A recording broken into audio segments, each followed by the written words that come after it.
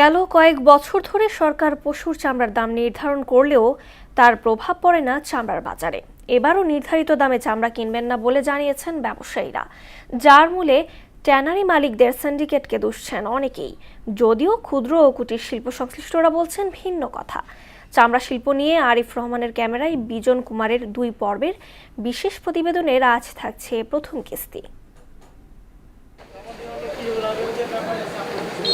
কোরবানি ঈদের আগে সরকার পশুর চামড়ার দাম নির্ধারণ করে, এবারেও তার ব্যতিক্রম হয়নি। কিন্তু মাঠ পর্যায়ে এর প্রভাব দেখা যায় না, যা বহাল রয়েছে গেল কয়েক বছর ধরে।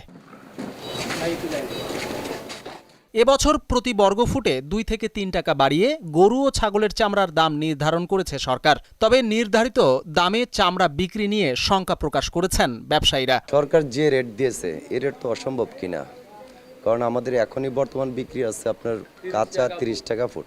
আমাদের বিক্রি ভালো না, বিক্রি ট্রেনারিওয়ালারা এরকম দামে নেয় না। ঈদের আগে কয় এরকম সরকার রেট দেয়, পরে এই রেটের অর্ধেক রেটে বেচতে পারি না। গেল 5 বছরের হিসাব বলছে ঢাকা ও ঢাকার বাইরে লবণযুক্ত গরুর চামড়ার দাম বেড়েছে 15 থেকে 18 টাকা। পাশাপাশি 10 থেকে 11 টাকা বেড়েছে খাসি ও বকরির চামড়ার দাম। বিক্রেতাদের অভিযোগ, ট্যানারি মালিকদের সিন্ডিকেটের কারণে চামড়া শিল্প ক্রমশই ধ্বংসের পথে। সরকার গত বছর নির্ধারিত দাম দিচ্ছে, সরকার এই হিসাবে আমরা 30 টাকা ফুটে বেচতে পারি না।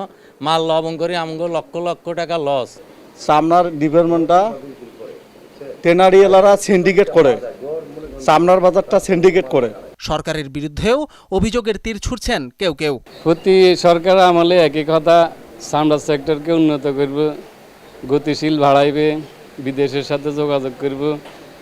এখন এখানে বিদেশের সাথে যোগাযোগ করার মতো কেউ নাই। ক্ষুদ্র ও কুটির শিল্প কর্পোরেশন বলছে চামড়া সংগ্রহে সঠিক নিয়ম মানা হচ্ছে না, ফলে প্রক্রিয়াজাতকরণ শিল্পে জটিলতা তৈরি হচ্ছে। যারা চামড়া সংরক্ষণ করে তারা যদি সঠিকভাবে চামড়া লবণ দিয়ে সংরক্ষণ করে তাহলে মূল্য পেতে সমস্যা হওয়ার কথা না।